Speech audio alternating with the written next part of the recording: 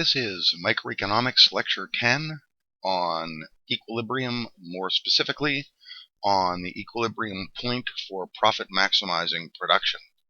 Let's learn some economics. We learned in our last lecture the idea of equilibrium itself, which is balance.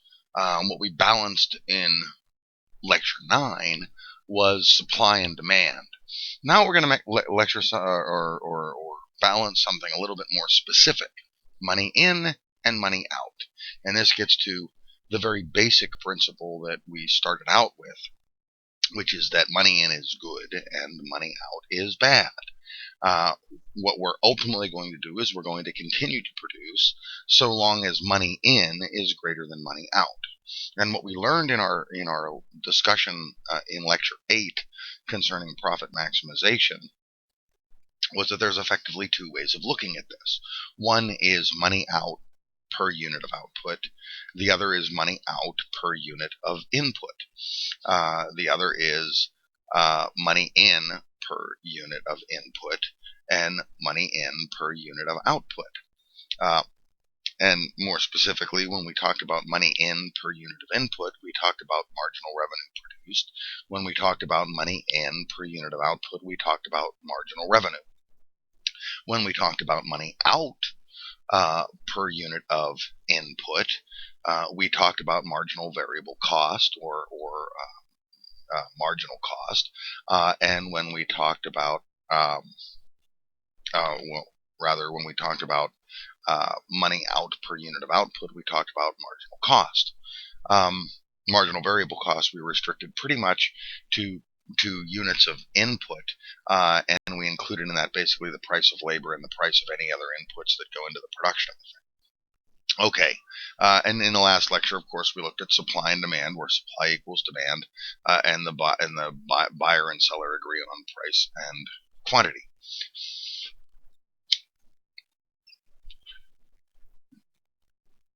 We will use throughout this the Greek letter alpha, the symbol alpha, to refer to profit.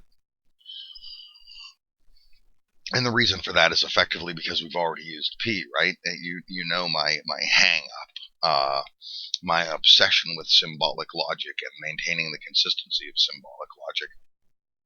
And once you've used a symbol to refer to a variable, you cannot use that symbol to refer to any other variable. And so we've already used P to refer to price. That's why I won't use it for product either. That's why I insist on using Q for production. Well, so here we'll use alpha for profit. Now we're going to go through this systematically. So just follow along. There's a number of variables that can change, that will change our level of profit maximization.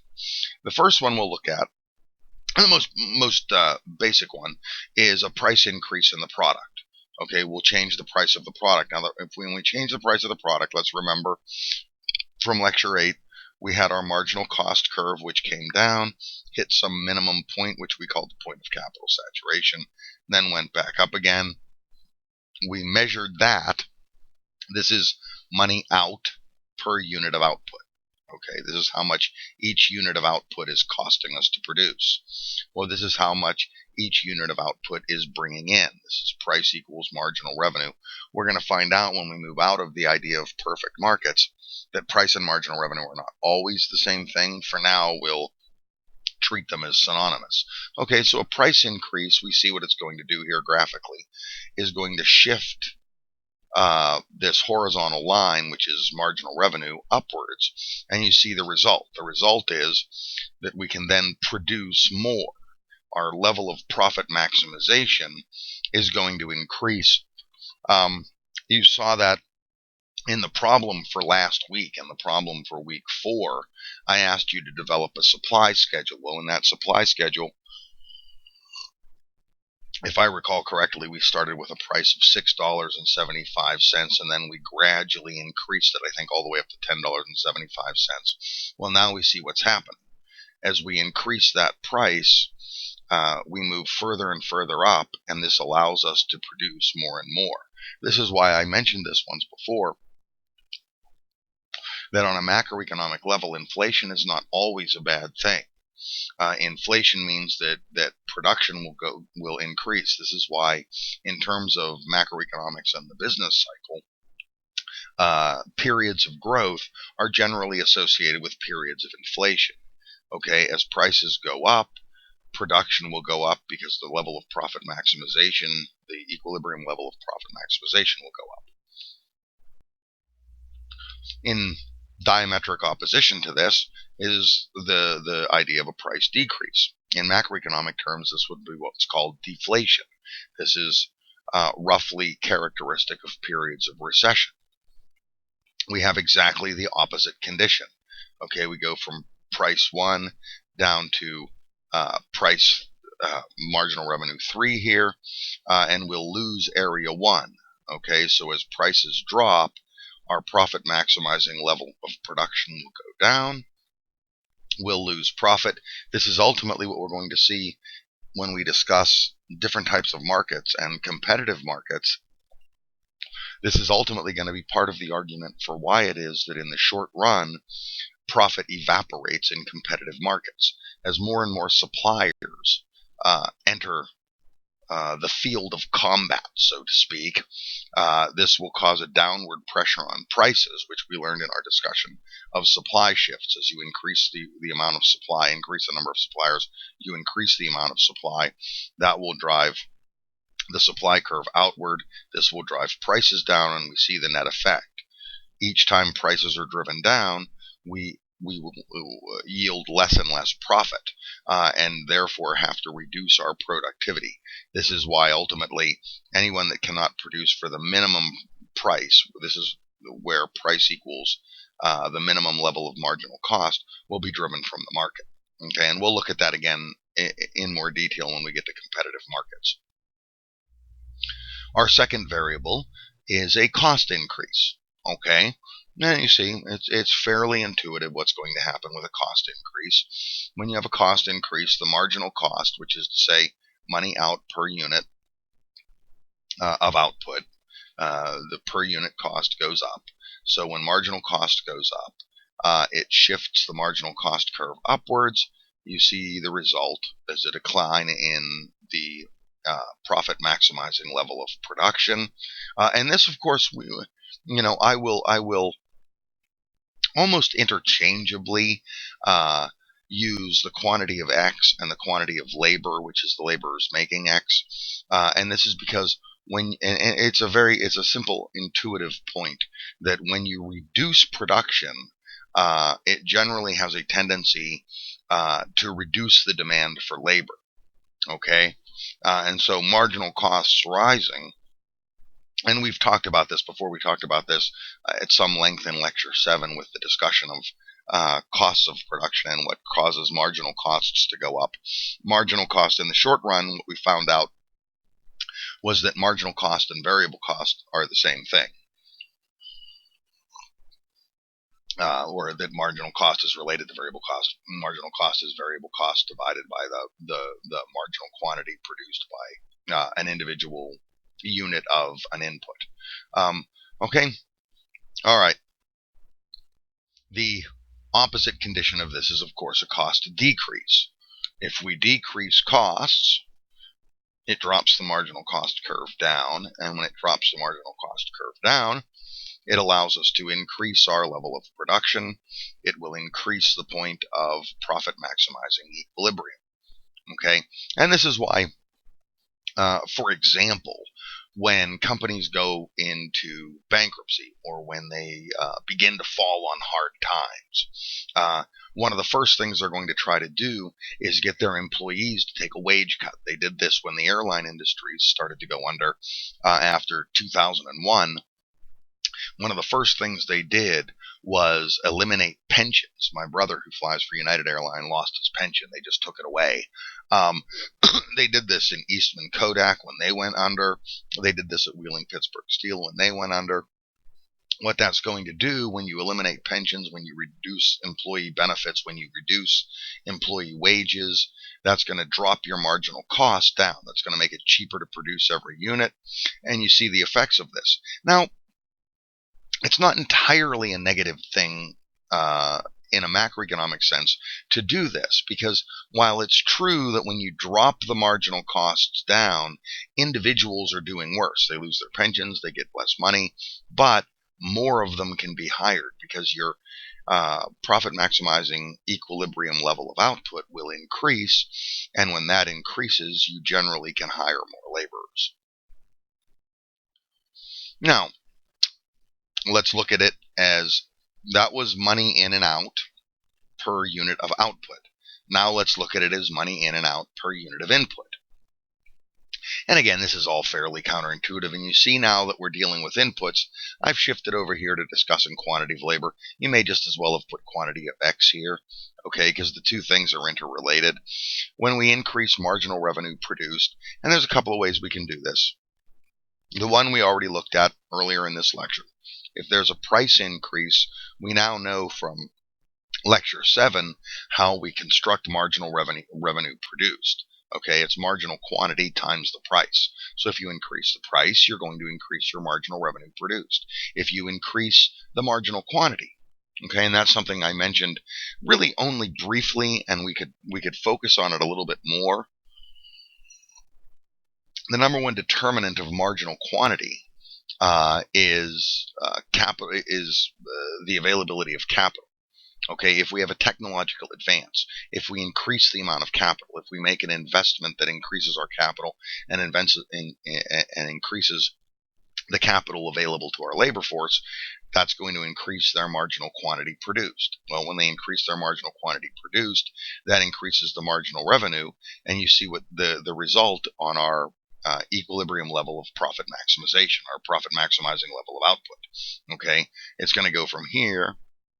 And as we increase marginal revenue produced, either by increasing the price of the product or increasing marginal quantity per input, per worker, basically, that's going to shift the marginal revenue outward, which will allow us to hire. Because remember, again, the rule that we learned in Lecture 8 on profit maximization. And we look at these from the previous slides as well.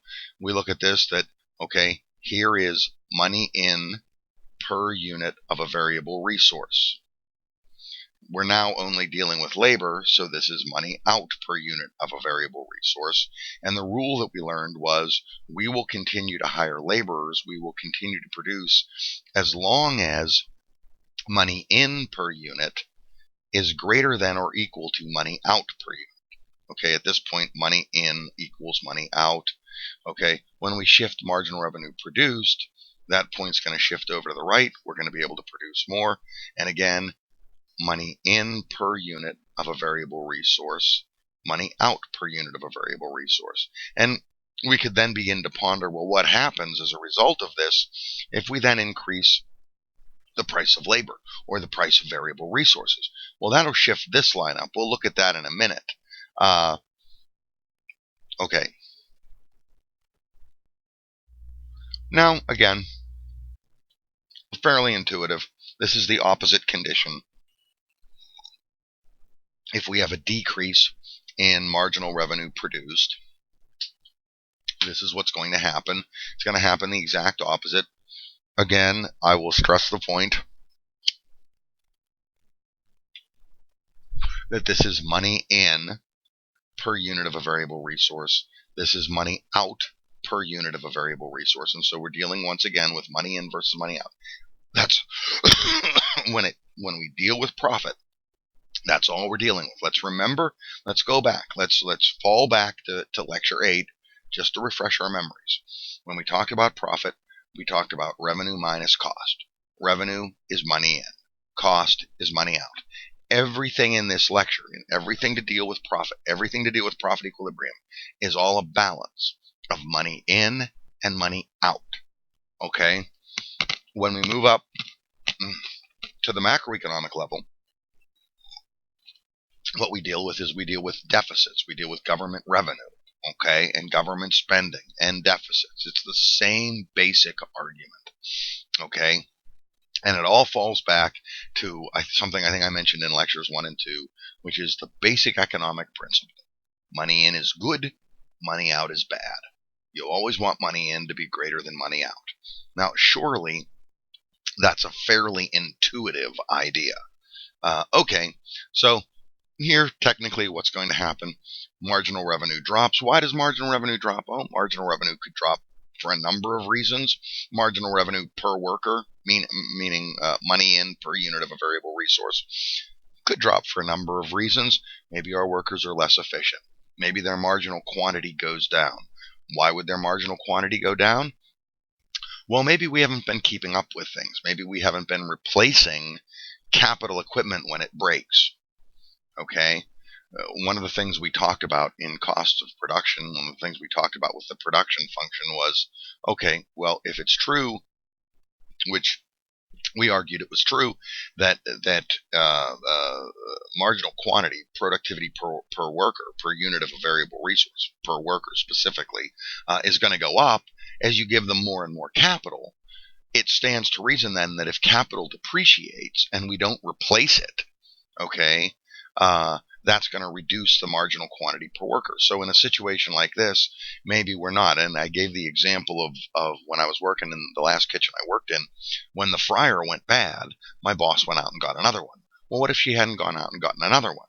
Well, that would have reduced our productivity. Okay, that would have caused a downward shift in MRP.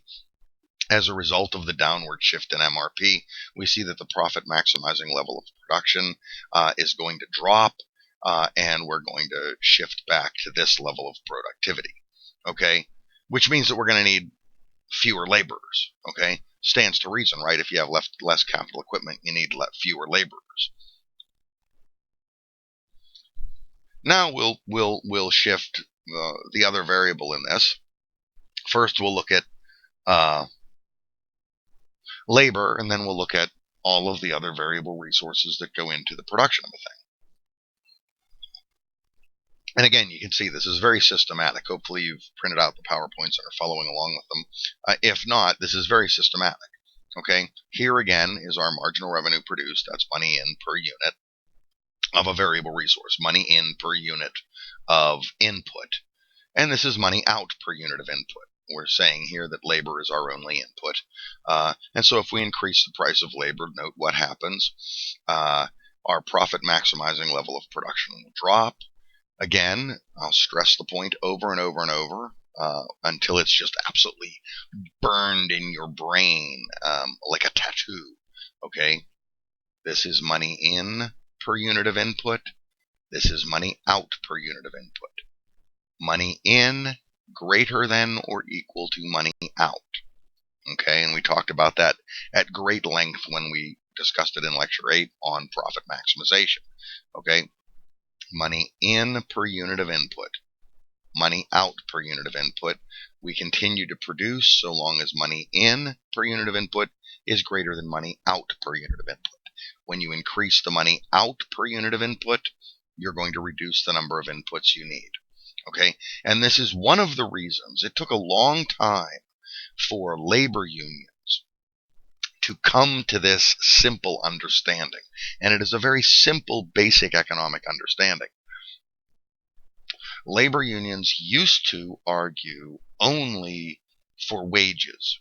Okay, that was their number one thing, was to increase wages, because at the time wages were very low. This is the kind of thing we talked about, particularly in my U.S. history class, that covered from the Civil War until modern times. Well, in the latter 19th century, when the unions were really developing in the United States, their wages and working conditions were extraordinarily low. So the unions, when they formed, they argued and advocated that. Well, the result of that was that the price of labor, be it in terms of wages, be it in terms of working conditions, be it in terms of benefits, went up. Well, as a result, this has a retardant effect on productivity in general. And so what you'll end up with out of this is you'll end up with, yes, each laborer will be making more money and each laborer individually will be better off. But as a group, the demand for labor will drop. And so as a result of this, labor unions more recently have stopped advocating as strongly wage increases and have started arguing in favor of job security, okay, to prevent this from happening. In other words, as a laborer, I'll take less of a wage increase, okay, on the proviso that you guarantee that we're not going to have anybody fired, okay, as a result of the wage increase, which will reduce profitability for the manufacturer. Okay. Now let's look at a wage decrease, and we kind of mentioned this before. This is very similar to what we talked about with a marginal cost decrease, isn't it? Okay. Again, we have money in per unit of input. Here we have money out per unit of input. If we drop the money out per unit of input, that will allow us to employ more inputs. Okay. And so if we have a wage reduction, if we have a reduction in any of the cost of any of the inputs, that will increase our profit maximizing level of production, which will in turn allow us to hire more laborers and produce more. Okay. And again, these are not complicated principles. This is a simple idea.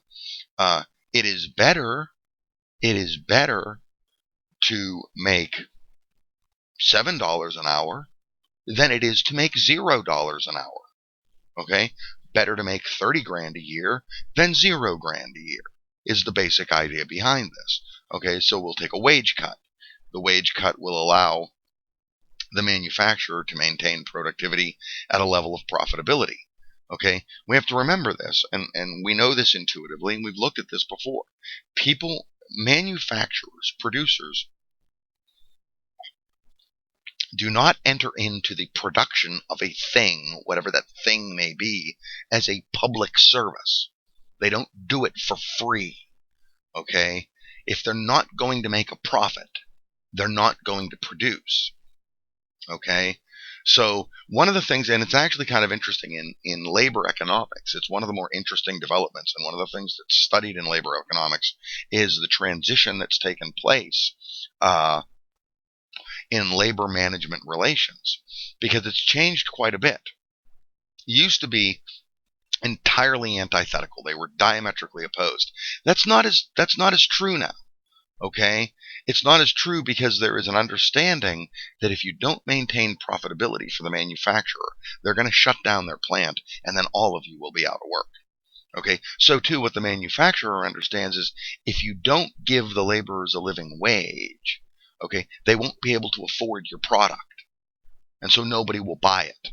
Not to mention, we're gonna increase their wage to give them an incentive to increase productivity. Okay, which we talked about before. Okay, and so here's a wage decrease.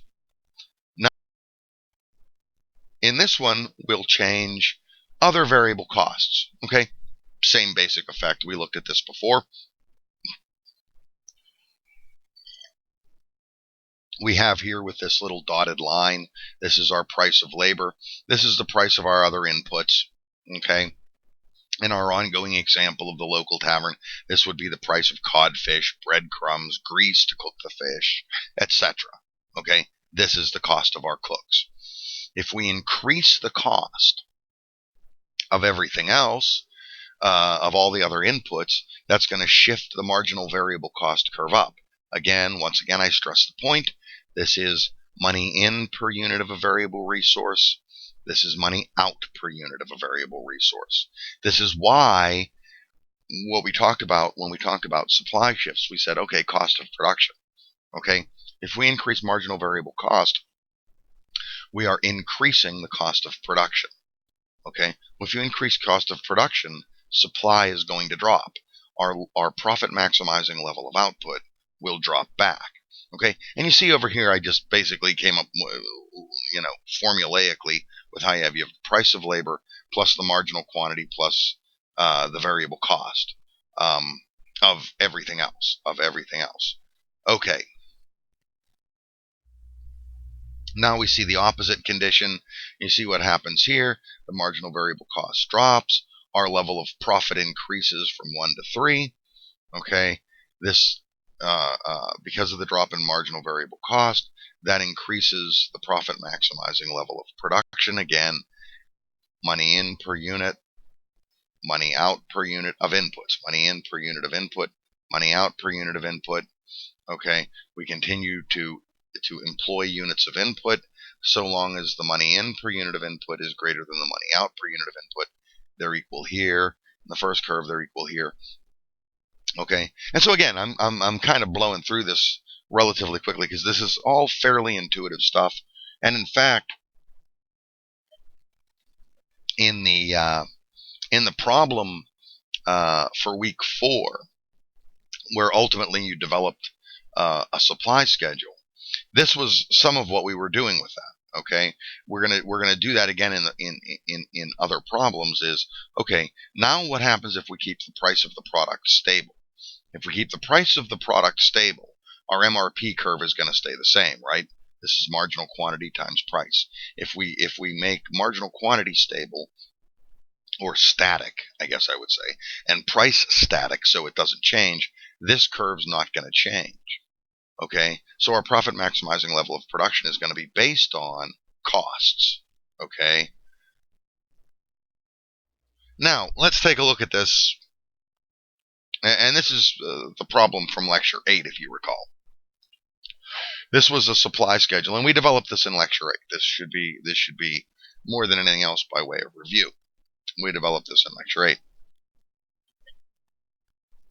8. Okay, we had price of $6.75. We cranked it all the way to $10.75. This was our profit maximizing level of production at each price based on marginal cost per unit measured against marginal revenue per unit, or if you prefer, marginal revenue produced per unit measured against marginal variable cost. Again, money in per unit of output versus money out per unit of output, money in per unit of input measured against money out per unit of input. That's all what we're thinking about here, okay? So keep to this simple basic principle and you can't go wrong. And then what we did was we varied this. We said, okay, well, what happens if we drop the price of our non-labor units of input, okay, from $6 down to $5? Well, we see what happens here. And what you can see from just this schedule is you have a supply shift. For $6.75, when we had labor at $9, other variable inputs, other inputs into the manufacture of the thing at $6, for $6.75, we produced 55 for a total revenue, and this comes from this times this, price times quantity. That gives us our total revenue, and then our profit, revenue minus cost. Now, if you recall from that, we have this in red,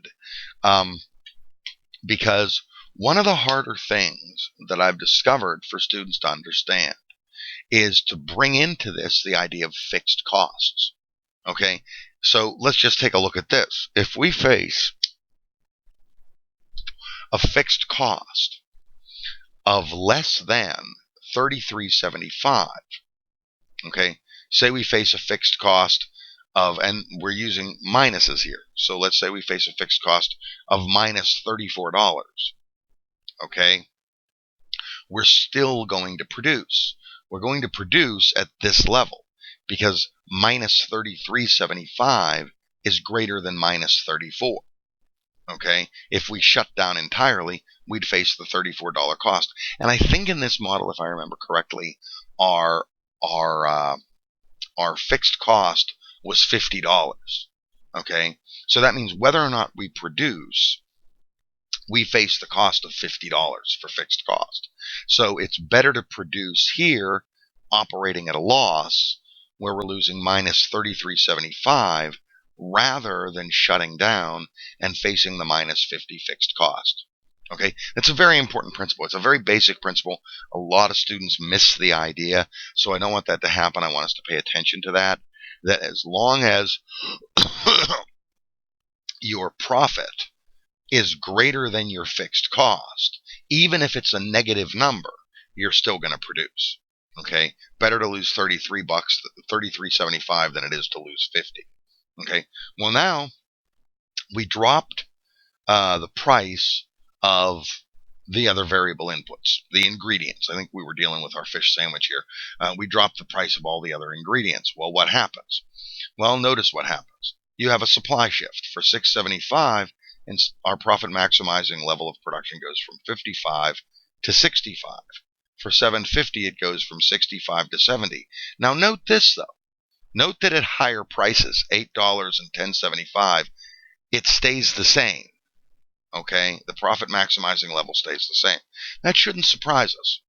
Okay, it means that the supply curve is going to shift in various ways. It's not only going to be an overall shift of everything. It can shift at some price levels and not at others. All right. And note what happens as a result of this. Our revenue goes up and our profitability goes up. That's not surprising. We've reduced cost. That makes sense. Now, here we have modeled the supply shift that takes place as a result of the reduction in the cost of inputs. And it's funny because the book mentions it kind of passingly. We didn't talk about it at all. We talked at great length about elasticity of demand and the various elasticities of demand and cross elasticity and income elasticity. Well, you could talk about the same thing with supply. You could talk about the elasticity of supply. It's really downplayed in economics textbooks because it really is not as relevant as the elasticity of demand. That's why we didn't mention it at all. Okay, but you would figure it out the same way: percentage change in quantity over percentage change in price. You would figure out your elasticity of supply. But note what happens. In the red lines here represent the supply shift. Okay, for 675 we went from 55 units to 65 units.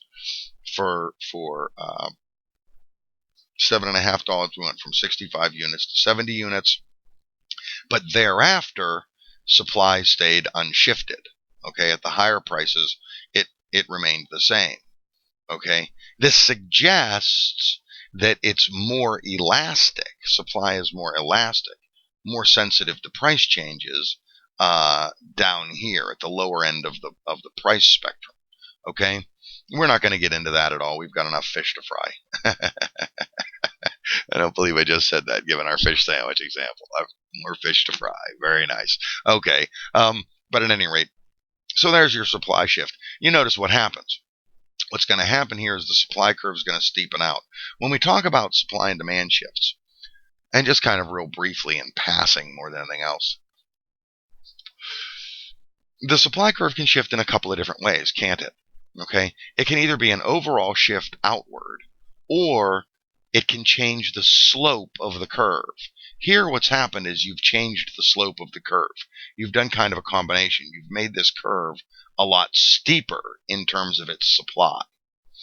And what we've seen is, what we just kind of to extrapolate here from what we learned about elasticity of demand, one of the things we learned with elasticity of demand is, generally speaking, the steeper the curve, the steeper this is, the greater the steeper the slope, as it were, the more inelastic it's going to be. And so what's happened as a result of the drop is supply has become a little bit more inelastic, is I guess what we would say. Now, I left you at the end of lecture 8 with a problem, a question. Okay, and maybe you thought about it, and maybe you didn't, and maybe we'll think about it again. Actually, we will think about it again. Okay? What we just saw was that, okay, we drop the price of all other ingredients from, all other inputs from $6 per unit to $5 per unit. That drops our marginal cost. That drops our marginal variable cost. As a result, our profit maximizing level of production goes up. We saw that in the supply shift that we just talked about. Okay, well, given that, can we now afford a wage increase for our laborers?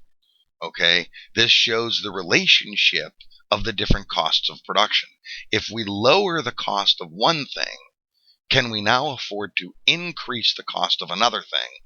And if we do that, what's going to be the effect on our profit maximizing level of production and ultimately on our profit? Okay, here we said we were originally paying our laborers, our cooks, $9 an hour. Now we increase that to $10. Okay, well, to determine this, we just adjust our cost table. Okay, and the easiest way to do these cost tables, now that we're into them, I noticed that a couple of you did it without being told, which is good, is to use Excel. Use Excel. To be able to use Excel properly for this, you have to know the formulas you're using. You have to know how marginal revenue produced is created, or how marginal cost. And to do that, you have to know the definition of the thing. Okay, that's why I don't sit there bothering you in the quizzes with that, because you're going to have to figure it out in the problems. Okay, marginal revenue produced is marginal quantity times price. Okay, well, in Excel, I can change either the price of the unit or the marginal quantities all I want, and Excel will figure it out for me. Okay, if I have a pocket calculator, that's how we used to do this, was we'd have pocket calculators and do it that way. A little more painstaking, but it's the same basic idea. But to be able to do that, you have to know how these variables are created.